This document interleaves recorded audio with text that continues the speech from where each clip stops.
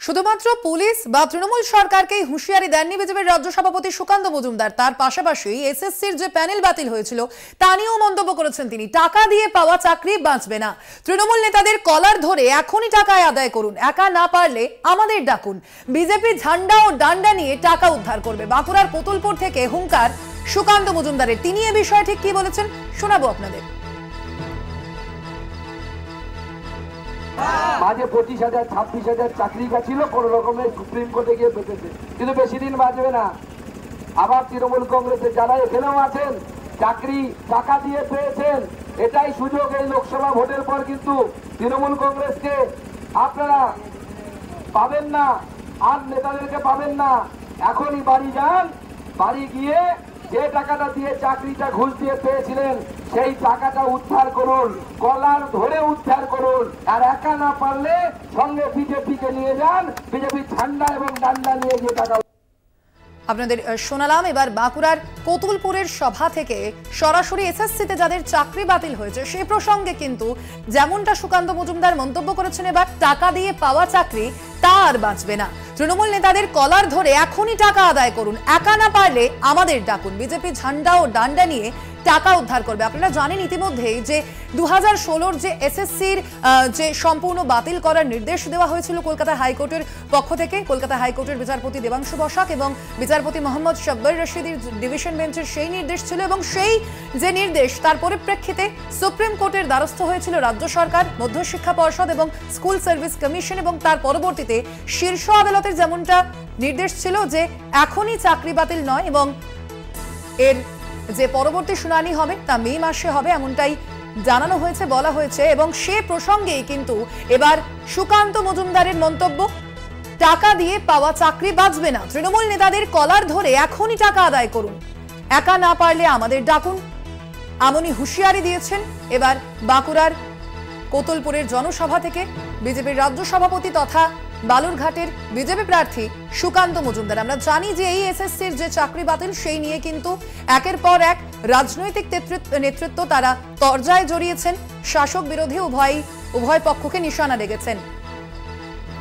আমরা কথা বলবো, ফোন লাইনে রয়েছেন তৃণমূল নেতা জয়প্রকাশ মজুমদার। জয়প্রকাশ বাবু, আপনাকে স্বাগত জানাই কলকাতা টিভিতে। জয়প্রকাশ বাবু, এবার যেমনটা মন্তব্য করেছেন সুকান্ত মজুমদার যে এবার 30-এর উপর আসন পেলে 1 বছরের মধ্যে নবান্নে বিজেপির মুখ্যমন্ত্রী বসবেন, তৃণমূলকে সরাসরি চ্যালেঞ্জ করেছেন তিনি। আপনার প্রাথমিক প্রতিক্রিয়া জানতে চাইব। দেখুন, সারা ভারতবর্ষে এখন একটা নতুন স্লোগান উঠেছে। মোদি আর বিজেপি বলেছিল আগলাবার 400 পার, এখন উঠছে যে আগলাবার যে আর 300 পার, জিজ্ঞাসা চিহ্ন। তারপরে বলছে আগলাবার কে আর 200 পার, মানে 200 পার হবে না, এটাও একটা জিজ্ঞাসা চিহ্ন দিয়ে বিজেপির চলছে যে 200 পার করতে পারবে কিনা সন্দেহ।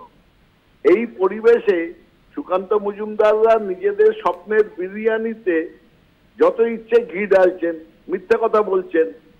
সেটা অমিত শাহ বলছেন, সুকান্ত মজুমদার কেন বলবেন না? তাই কোতুলপুরে গিয়ে যে কেন্দ্রে হার নিশ্চিত, মানে বিষ্ণুপুর কেন্দ্রে বিজেপির হার এখনই আপনারা লিখে রাখতে পারেন, সেখানে গিয়ে বলছেন আমরা 30টা আসন পাবো। উনি কি জিতবেন? সুকান্ত মজুমদার বলতে পারছেন যে আমি জিতবো, তিনিও হারবেন। সুতরাং এইসব কথার অর্থ হয় না। কিন্তু যে কথাটা নিয়ে চিন্তার বিষয় সেটা বলছেন যে আইন নিজেদের হাতে তুলে নিতে যে দল 10 বছর কেন্দ্রের শাসন করলো, সংবিধানের রক্ষাকর্তা ছিল, তাদের একজন সাংসদ, বিদায়ী সাংসদ, তিনি মানুষকে বলছেন আইন হাতে তুলে নিতে, বিজেপির ঝান্ডা আর ডান্ডা দিয়ে পেটাতে।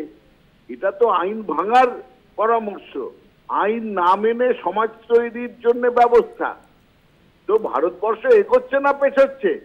একজন অধ্যাপক মানুষ, তাকে উত্তর দিতে হবে। তিনি ভারতবর্ষকে সামনের দিনে এগিয়ে দিচ্ছেন আইন মেনে চলা একটা সমাজ হিসেবে, না বিশৃঙ্খলা অ্যানার্কি তৈরি করার জন্য একটা সমাজ তৈরি করতে চাইছেন যে বলছেন আইন মানতে হবে না? এটা কিন্তু চিন্তার বিষয়। একদমই তার পাশাপাশি জয়প্রকাশ বাবু, সুকান্ত মজুমদার কিন্তু এসএসসি ইস্যুতেও মন্তব্য করেছেন। তিনি বলেছেন টাকা দিয়ে পাওয়া চাকরি বাঁচবে না, তৃণমূল নেতাদের কলার ধরে এখনই টাকা আদায় করুন, একা না পারলে আমাদের ডাকুন, এমনই মন্তব্য করেছেন তিনি। এই বিষয়ে আপনার প্রতিক্রিয়া জানতে চাইবো। দেখুন, এই পুরো ব্যাপারটার জন্য তো হাইকোর্ট বা সুপ্রিম কোর্ট আছে, তারা তো বলবে। আজকে উনি যেটা বলছেন এসএসসির ব্যাপারে, কার কলার কে ধরবে কোনো নির্দিষ্ট হয়েছে? আজকে ওরা দুবাহু তুলে নাচছিলেন যখন হাইকোর্ট বলল 26,000-এর চাকরি আমরা বাতিল করে দিলাম। পরবর্তী ক্ষেত্রে তাদের প্রধানমন্ত্রী এসে যখন বললেন না না, এদের মধ্যে অনেকেই আছে যারা বেশিরভাগ আছে সৎ উপায়ে চাকরি পেয়েছে, তাদের জন্য বিজেপি আইনগত পরামর্শ দেবে, আমরা শুনেছি সে কথা। তখন সঙ্গে সঙ্গে মুখ মুছে এই সুকান্ত বাবুরা একটা পাল্টা অবস্থান নিয়েছিলেন। এখন প্রশ্ন হচ্ছে, তিনি তার যে কর্মীদের বলছেন ডান্ডা ঝান্ডা নিয়ে এসএসসির জন্য কলার ধরে মারধর করো, কাদের মারবে, কে মারবে, কাকে মারবে?